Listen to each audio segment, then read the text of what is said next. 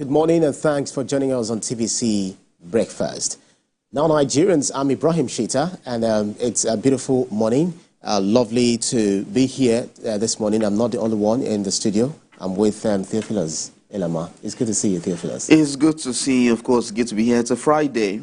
Well, like we always say, thank God it's Friday. Yeah. But then, I know definitely you'll be here tomorrow. So if you're saying thank God it's Friday, you should know you're going to be here. We always work back just like to back, myself. Sunday to Sunday, I would say, if I'm to use that phrase there. Absolutely. But it's kind of the, let's say, the advantage or the benefits of the job. That's correct. Yeah, it comes with the territory. So we have to work, and in between work, we have to try to at least flex here, rest here, and all of that. But right, we'll be talking about the Dangote Refinery, which is now changing the narrative in the petroleum industry. Also, in the course of the program, we're talking about the effect of impact of prostate cancer, which is affecting so many people, and the prediction that the analysis is now bringing up. It's something that is going to be very difficult. We'll also talk about the new tariff, understanding the new electricity tariff, and of course domestic violence, as much as it affects the both gender. So we'll just look at what the banter for today this morning is, because Nigerians may definitely witness a crash in the price of purchasing premium motor spirits, popularly known as petrol. This is a recent statement credited to operators of the Dangote Refinery, revealed that beginning from May, that's next month, the refinery will begin the supply of petrol to domestic marketers. Another effect this will likely have is that Nigeria's huge dependence on imported petrol would significantly reduce for domestic use. The refinery began its operations in January and made its first export last month. Just this week, Africa's largest refinery also began the distribution of diesel and aviation jet fuel to domestic marketers at 1,225 naira per litre, causing a drop in the general market price. Amazing thing coming from Dangote Refinery, which has been much talked about, because it has been postponed for several months until now that we're talking about it. But it's very good to also have a background to Dangote Refinery, which because Dangote is Africa's wealthiest individual with an investment of $20 billion. The refinery, with a processing potential of 650,000 barrels per day, is poised to be the biggest both in Africa and Europe upon achieving full operational status. So it's expected to significantly reduce Nigeria's dependence on imported petroleum products. Nigeria, despite being the most populous country in Africa and its top oil producer, ironically imports almost all of its fuel. So primarily, this is attributed to the nation's lack of sufficient refining infrastructure, a gap that this new refinery, talking about Dangote Refinery, seeks to fill. So it's an amazing feat. It's something, a welcome development, looking at it from, the varied perspectives, especially with the fact that we were used to buying diesel for more than 1,700 naira. Yes, as before Dangote pegged the price at 1,280 or thereabouts. Yes, 1,225. Yeah. Now, before it was 1,700, like you rightly said. But this is great news, actually, because we are seeing that things are working. I read a tweet from Reno Makri this morning talking about the fact that he was telling Nigerians that if you have dollars, you better change it to naira, because you might cry at the end, because first of all, the price of dollar is going down. That's right.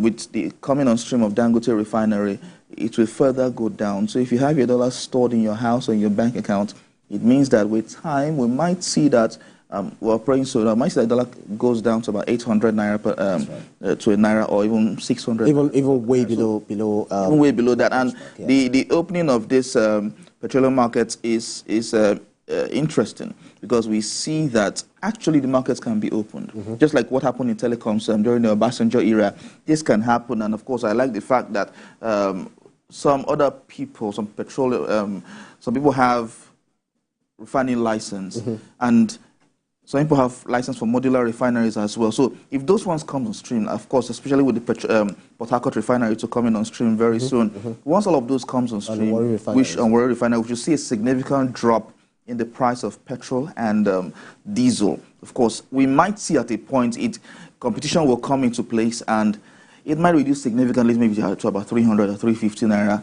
per litre. If that happens, that will be the biggest so far. And you know what? We're also going to be having dollars come into the country. Definitely. So it means that our dependence on dollars to buy for foreign goods will be reduced. And so the naira will definitely gain against the dollar. So I expect that this will happen. But this gain is quite interesting, and it has made me very happy. Because at least you know that something. Of course. By next month now, we'll have fuel from Dangote Refinery. So it's been predicted, it's been forecast that definitely it's going to have impact on the naira. We're already seeing that. Definitely. And the advice which you mentioned, Reno Mercury gave to those who are anticipating that dollar will be 2,000 naira to to the naira. You know, it's really it's really not an interesting thought, you know, for Nigerians to have, because when you have people who are sitting right in different corners and saying that definitely the dollar will get to 2,000, some are even saying 3,000, you know, by December. So it's better they sell at a loss now. Yes. Some even bought it at 1,900. So definitely, but it's not Uhuru yet, because Dangote is still importing the crude, you know, from other countries, US, you know, most especially, and then he has to come bring it down to Nigeria to refine it. But at least it reduces the strain of importing refined fuel, products. You know, refined products. In the past, we have crude. Yeah. We'll send it abroad for refining, and what comes to us is just petrol. But now we have the byproducts coming, of course, coal tar, diesel, and the likes will come from there. So we should see some foreign exchange coming in from Dangote Refinery as well as definitely they are going to save a lot of money, you know, not importing refined products. So it's just like I said, it's not Uhuru yet, because the last administration of President Muhammad Buhari, you know, sold, you know, the right to you know, get all of this crude, you know, to other companies. So but all of this thing is that the problem I have here is that the government doesn't really have business in business. So if what they can do, NNPCL has been privatized to some extent, so they should look at, okay, Warri Refinery, Port Harcourt Refinery, they should allow, you know, private investors to come in, so that what the government needs to do is just to maintain the large equity and also regulate the market, so that people have access. I mentioned something about telecoms back in the day. Yeah. At a point we had only Nitel. But when others came on stream, we saw heavy competition. In fact, when the first private sector came on stream, you could buy SIM card for as high as 20-something thousand naira or even more.